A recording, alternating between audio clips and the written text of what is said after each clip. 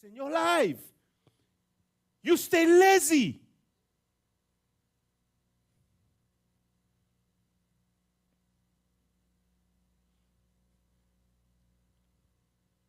The problem is, then you're going to blame God. The worst that is, you blame the devil. I was dealing with a woman yesterday, and you're supposed to do ABC. Do ABC. Then she didn't do ABC, and I was talking to her, and she said, oh, the devil's a liar. I'm like, no, you are a liar. You the problem, not the devil.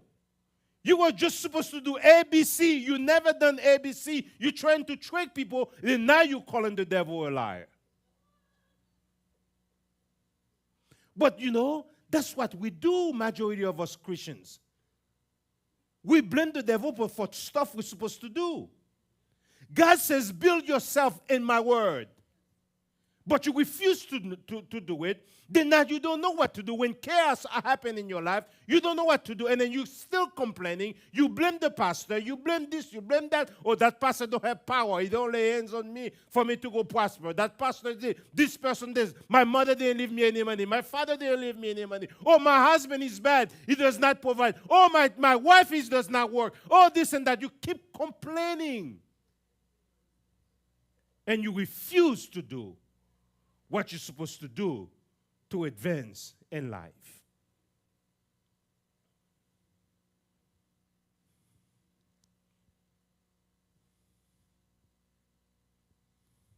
The word knows your thoughts. He knows your desires. Go with me to the book of Ephesians chapter 3. Let's begin that from verse 2. Again, when I start saying about, Timish, I start telling people I cannot be sick, and then God start teaching me divine health. The moment I make my decision that I want to live healthy, I want to live well, the first thing God told me, he said, acquire knowledge on living healthy. As I acquire knowledge on living healthy, I know the stuff that I'm supposed to be eating. I know when I'm supposed to be eating. I know what I'm supposed to be eating. And I know how important exercise is for me. And I start doing it. To the point I tell my wife, I said, food are food are definitely overrated. The way we eat, we're not supposed to eat like that. Can I have that camera? If you're eating 3, 4, 5 meals a day, you're doing a disservice to your body. The body cannot digest all of this food. I got to have breakfast. Oh, I got to have lunch. Oh, I got to have that snack. I got to have a big jar of juice. This, that. How you think you're going to keep healthy? You not acquired no knowledge for you to keep that body healthy, for you to live a long life. I make my own juice, my son. All organic fruit. Put them in my juicer, boom. And I'll go from wake up in the morning, drink my tea, design tea to keep my body healthy, okay? Then I'll go to what? The whole day, never eat anything. Before my workout, I drink some juice. And then now I eat all the way when my wife comes home, 6, 7 o'clock or 8 o'clock in the afternoon. I'm fine. I'm never hungry. My body's fine. I slept good. If your husband is snoring, believe me, they're eating bad. Wife, if you're snoring, you're eating bad. That's the truth.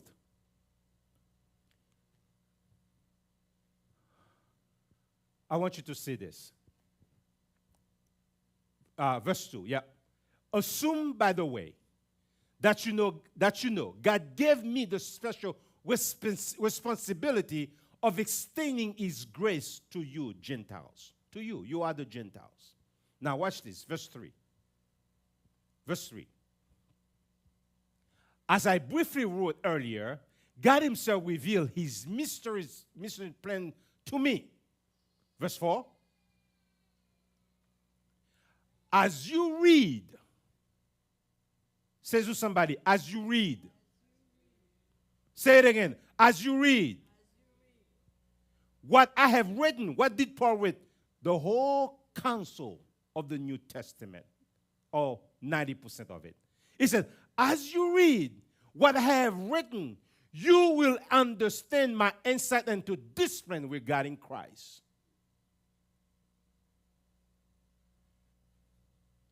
Oh boy. Verse 5. I pray you get this. He said, God did not reveal it to previous generations. How can you stay broke?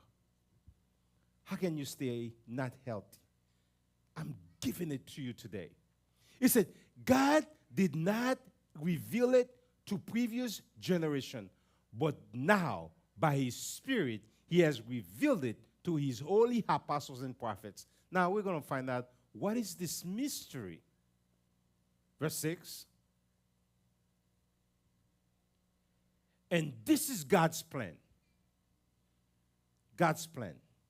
For both Gentiles and Jews, you're including there, who believe the good news share equally in the riches inherited by God's children. Who believe in what? Who believe in what? No. Who believes in what? The good news. What is the good news?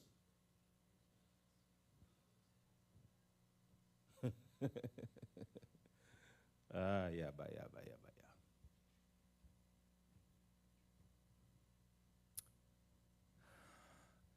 Share equally. And, see that word? Share equally. And the what? Rich is. Another translation is put the wealth.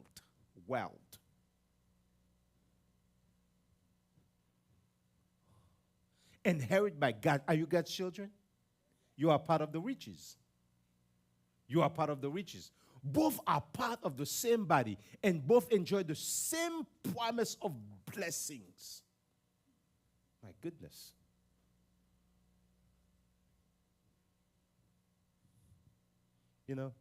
That's why sometimes you go to some church, they teach you a poverty mentality. They all tell you you're supposed to go through stuff. You ever see, this is why, again, I tell my wife, now I'm an evangelist, I can say whatever I want to say. I don't really care what you think about what I say. The biggest problem we have in the church today, and I'm going to say it, especially in the church in America, in the West, and I'm going to point mostly to South Florida.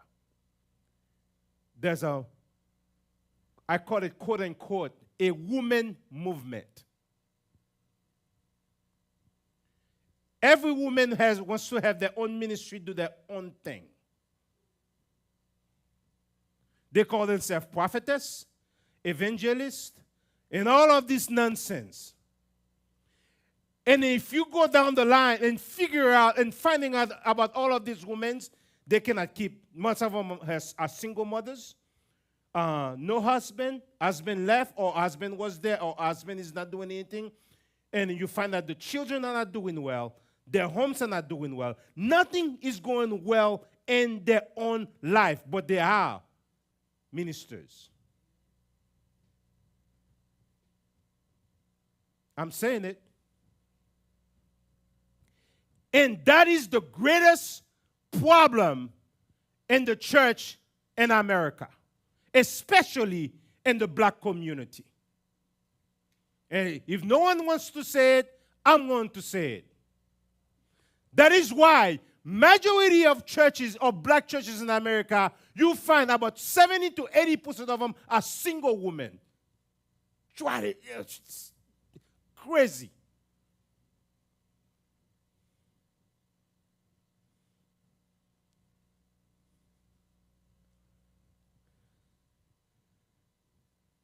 Where's the intended promise that God has for humanity? What is the intended promise that God for humanity? Family. Now you see a church now that is void of women, just like the homes. Void of men, just like the homes.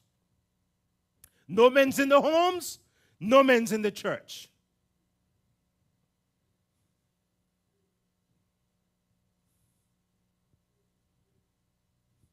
No healthy homes, no healthy church. It was stunning to me. I was listening to Fox News. In fact, Charlie Kirk said it.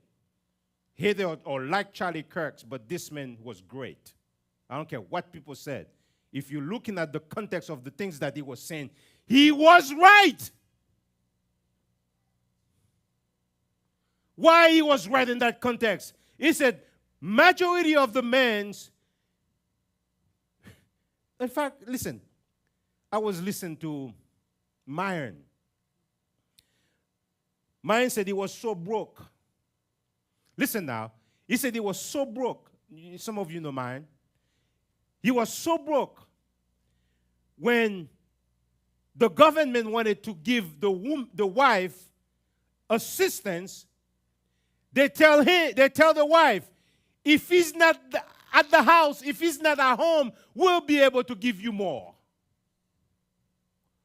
They literally wanted the husband to get out of the house so they can give him more cheese.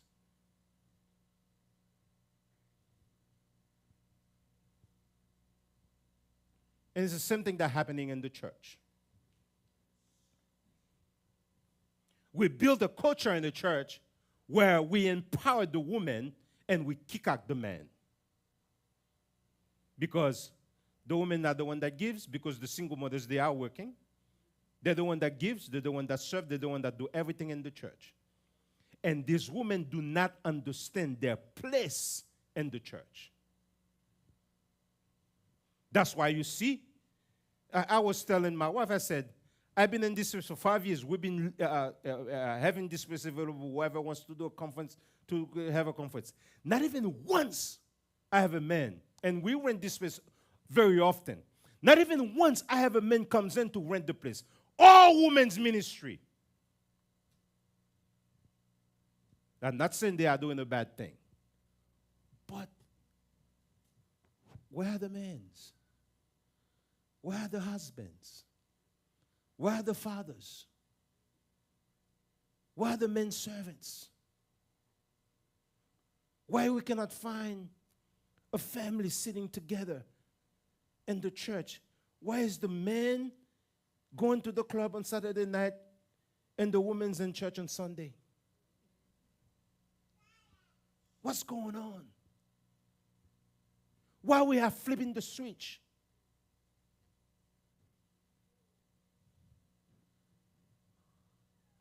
I'll tell you why.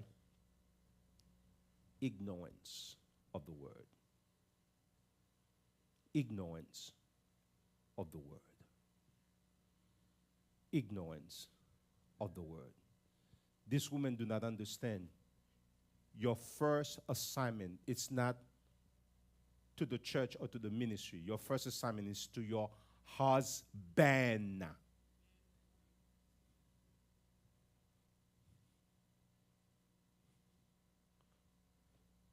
If you find out, majority of these women that call themselves prophets are women that were married, no longer married. Check it out. Check it out. Why would I want you to come? That's why I tell my daughters, I said, don't go to any women's ministry and let them lay their hands on you. Don't do it. Because they're going to lay hands that are disrespectful to their husband. They're going to lay hands that are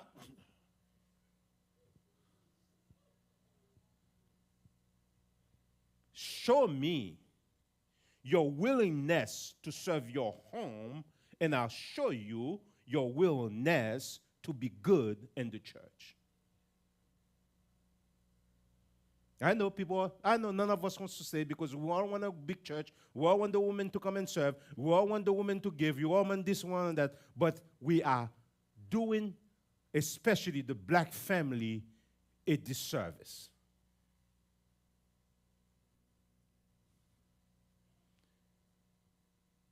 Children that has no fathers in the house, they're worse off.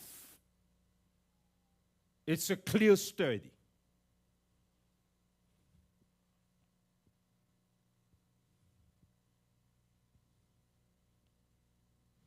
I was telling my wife, majority of this women, you have no business whatsoever trying to think that just because, quote unquote, you could put an events together and then you think that you can.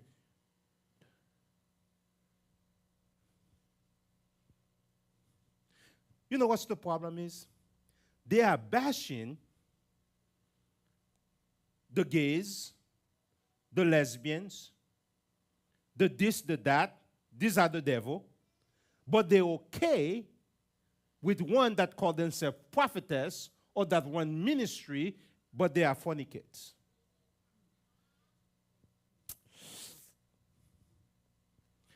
You're okay with a fornicator, but you're not okay with a gay. Last time I checked, they're in the same verse. Same verse. Just because you speak in tongues doesn't mean you're holy. Don't fool me. You coming to me, oh, rabba, sata, ba, ba, ba, take it. Da, da, da, da. Don't fool me. Show me the fruit, and I'll show you your holiness. Are your children prospering? How long you been married? If you want a mentor for your children, a mentor for your daughters, a mentor for your marriage, pick someone like this that's been married for 30 years. Why am I going to let a woman that's been divorced 3 times call herself a prophetess? Her children is not doing her. Nothing is going well in her life. Just because she's speaking things, you're going to let her lay hands on you. Foolishness. And I'm telling the truth. Foolishness. I'm not going to let a man that's been divorced 3-4 times, that in poverty, that are going, just because you speak in tongues, you think you're going to lay hands on me. No, Baba, you ain't laying hands on me. That's why I have no spiritual father. The moment this man that I served for 20 years said no to me, I said, okay, I'll wait on God. I see men in South Florida, every year or every 6 months they have a spiritual father. Really? Listen to me very closely. Let me give you godly advice. Find yourself a man of God. And I give my wife the same advice. Am I? Find yourself a man of God that can stand before God for you, that can stand before the devil for you. Find yourself that man and serve him. I'm very serious when I tell you that. Remember Peter? When Peter was talking nonsense, didn't know, was in his flesh, didn't know what's going on in the spirit realm, and he said some nonsense to Jesus. Jesus said, Pete, slow down, Pete. I have prayed for you because